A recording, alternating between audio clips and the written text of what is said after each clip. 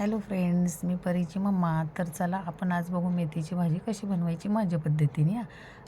तुम्ही कशी बनवता मला कमेंटमध्ये नक्कीच सांगा. तर अगोदर एक कढई घ्यायची, त्यामध्ये आपल्या आवडीप्रमाणे तेल घालायचं, जास्त कमी जेवढं घालतं तेवढं. आणि मग 2 कांदे घ्यायचे. कधी एक मेथीची भाजी असेल तर त्याला 2 कांदे घ्यायचे, म्हणजे भाजीला चांगलं तेल सुटतं. आणि 2-3 मिरच्या घ्यायच्या आपल्या आवडीप्रमाणे, तिखटाप्रमाणे. आणि मग ते एकत्रितपणे भाजायला टाकायचं. आणि हे बघा, लसूण अगोदरच घालायचा असतो तेलामध्ये, पण माझं बाळ रडत असल्यामुळं मी विसरले होते. मग मी तो नंतर घातला. तरी चालतो, कारण कसं आहे, कांदा भाजायला वेळ लागतो, ह्याच्याबरोबर लसूण भाजला जातो.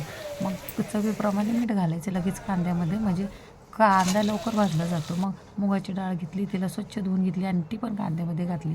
आणि मेथीची भाजी बघा निवडून घ्यायची आणि मग ह्याला अशी बारीक कट करायची सुरीने. मी कसं एका हातात फोन पकडल्यामुळं हा व्हिडिओ व्यवस्थित येत नाही आहे, तर समजून घ्या तेवढं तुम्ही.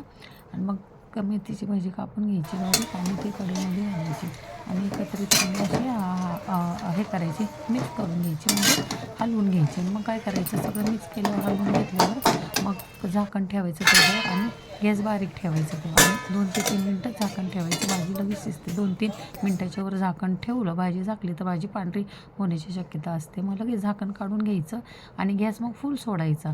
आणि हलवत हलवत हे करायचं, भाजी शिजू द्यायची 2 ते 3 मिनटं.